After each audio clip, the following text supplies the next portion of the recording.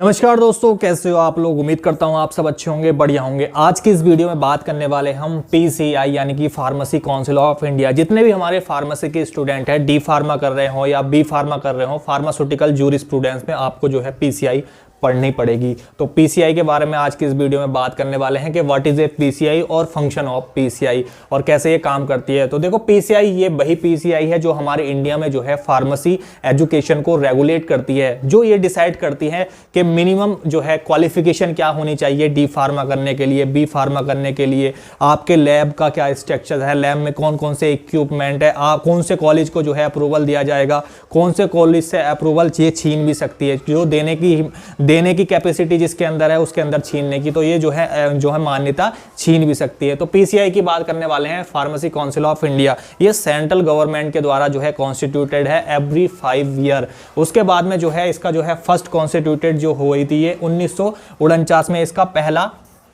Constituted हुई थी। तो फार्मेसी काउंसिल ऑफ इंडिया क्या है, एक कमेटी है जो 40-50 लोगों की एक कमेटी है जो इंडिया के अंदर फार्मेसी एजुकेशन को रेगुलेट कर रही है या फार्मेसी एजुकेशन को चला रही है, रन कर रही है, ऑपरेट कर रही है इंडिया के अंदर। तो पीसीआई की बात करने वाले हैं, तो पीसीआई को समझने के लिए हमने जो है इसको 3 भागों में डिवाइड कर दिया, यानी कि ये कौन कौन से मेंबर इसमें जो है किन किन मेंबर से ये मिलके बनी है। तो 3 भागों में हमने इसे डिवाइड कर दिया। पहले होते हैं इसके अंदर इलेक्टेड मेंबर, दूसरे क्या होते हैं इसके अंदर नॉमिनेटेड मेंबर, और थर्ड होते हैं इसके अंदर x officio member. Nominated member की बात करें जो नॉमिनेट होके आते हैं, नॉमिनेट मेंबर वे मेंबर्स होते हैं जो नॉमिनेट करती है, अलग अलग स्टेट की सरकार नॉमिनेट करके लाती है, उनको बोलते हैं हम नॉमिनेट मेंबर।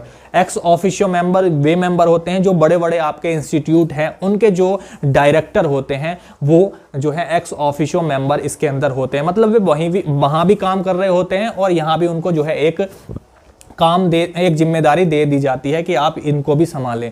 पहले मेंबर हैं आपके इलेक्टेड मेंबर।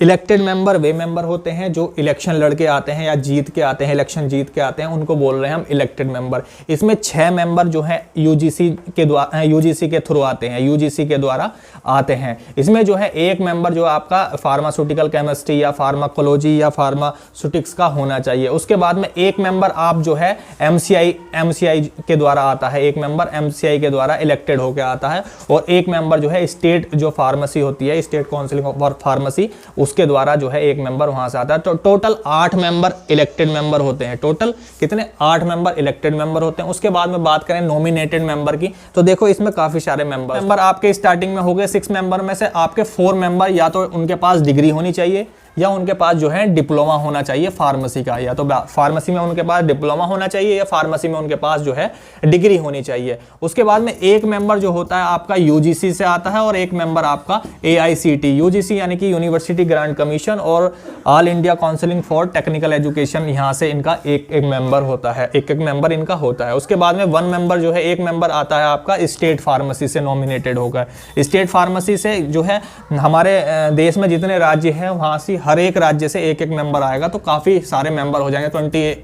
29 के समथिंग हमारे इंडिया में राज्य हैं। 3 आपके ये होते हैं, 3 आपके एक्स ऑफिशियो मेंबर होते हैं। सबसे पहला आपका होता है director general of health services, दूसरा होता है आपका director of central drug laboratory, central drug laboratory का डायरेक्टर जो होते हैं, और फिर होता है थर्ड आपका drug controller general of India. 3 आपके ये हो गए, ये जो है आपके एक्स ऑफिशियो मेंबर होते हैं। उसके बाद में बात करें इसकी जो है फंक्शन की बात करें, तो फंक्शन मैंने आपका शुरू में बताया पीसीआई का क्या काम है, आपकी इंडिया में, जैसे इंडिया में फार्मेसी एजुकेशन को रेगुलेट करना। सेंट्रल की पीसीआई अलग होती है और स्टेट की पीसीआई अलग अलग होती है, हर स्टेट की अपनी पीसीआई होती है।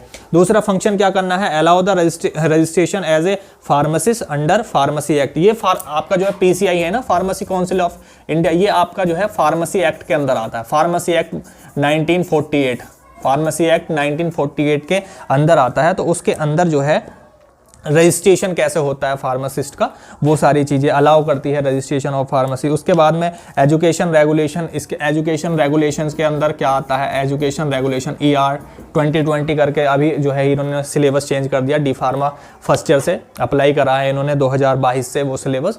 तो ER 2020 के अंदर मतलब कि फार्मेसी को जो है ये अथॉरिटी होती है कि डी फार्मा या बी फार्मा करने के लिए मिनिमम एजुकेशन क्वालिफिकेशन क्या होगी, उसके बाद में कौन कौन सी लैब, कौन कौन से सब्जेक्ट में क्या मटेरियल, ये सारी चीज़ें जो है PCI कंडक्ट करती है।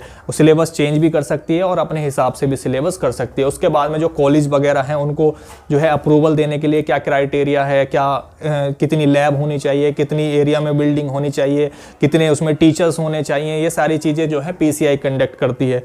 उसके बाद में क्या क्या सिलेबस होने वाला है, कौन कौन से सब्जेक्ट होने वाले, ये सारी चीज़ें आपकी जो है PCI कंडक्ट करती है। तो आई होप ये आपको सारा समझ में आया होगा। स्टार्टिंग से समझा देता हूँ। फार्मेसी काउंसिल ऑफ इंडिया जो है एक कमेटी है, 40-50 लोगों की एक कमेटी है जो रेगुलेट करती है हमारे इंडिया के अंदर फार्मेसी एजुकेशन को, कि फार्मेसी एजुकेशन के लिए मिनिमम क्वालिफिकेशन क्या होने वाली है और फार्मेसी एजुकेशन में आपको क्या पढ़ाया जाने वाला है, ये सारी चीज़ें करती है। इसके मेंबर्स की बात करें तो it consist of 3 types of member. पहला इलेक्टेड मेंबर, दूसरा नॉमिनेटेड मेंबर और third is a x official. I hope ये वीडियो आपको पसंद आई होगी। अगर पसंद आई तो इस वीडियो को कर दीजिएगा लाइक, चैनल को कर दीजिएगा सब्सक्राइब। ऐसे ही आपके लिए हम वीडियो बनाते रहेंगे। मिलते हैं अपनी नेक्स्ट वीडियो में। Thank you.